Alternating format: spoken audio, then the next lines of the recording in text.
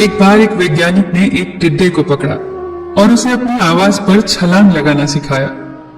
वैज्ञानिक टिड्डे से कहता, कूदो। टिड्डा उसकी आवाज सुनते ही जोर से छलांग लगा देता।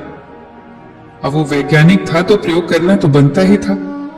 उन्होंने टिड्डे की छलांग पर प्रयोग किया।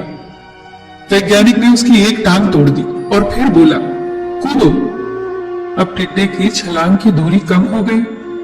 वैज्ञानिक ने उसकी दूसरी टांग तोड़ दी और फिर बोला, कूदो।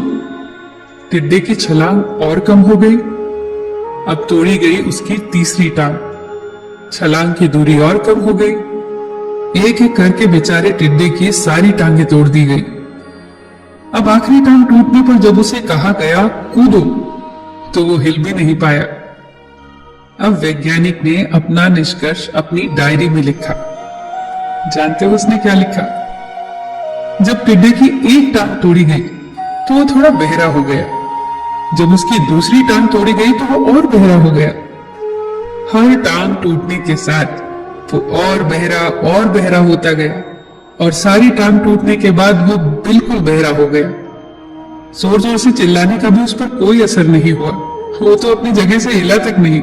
छलांग लगाना तो दूर की बात थी। इस कहानी को सुनकर सभी को ऐसा ही लग रहा है ना कि क्या मूर्ख वैज्ञानिक था। इतनी सीधी सी बात उसे समझ नहीं आई। क्या कुछ लोग ये भी सोच रहे होंगे कि ये तो किसी बच्चे को भी पता है कि टिड्डे की छलांग उसकी टांग टूटने की वजह से कम होती जा रही थी, ना कि वो बहरा हो गया था। पर दोस्तों, हम सभी जीवन में कई बार ऐसे ही मूर्ख बन जाते हैं। कई बार जीवन में दो घटनाएं एक साथ ऐसे घटती है कि उनका एक दूसरे से कोई संबंध होता ही नहीं, फिर भी ऐसा लगता है कि गहरा संबंध है। कभी कभी दिखता कुछ और है, हमें समझ कुछ और आता है और वास्तव में होता कुछ और है। इसीलिए अगर पछताना नहीं है तो जीवन में जल्दबाजी में कोई निर्णय न ले।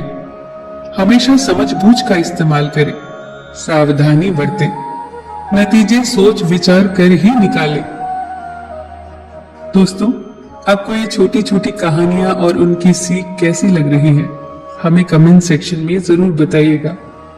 आप अपने सुझाव भी लिखिए जिससे हम और बेहतर करने की कोशिश करें।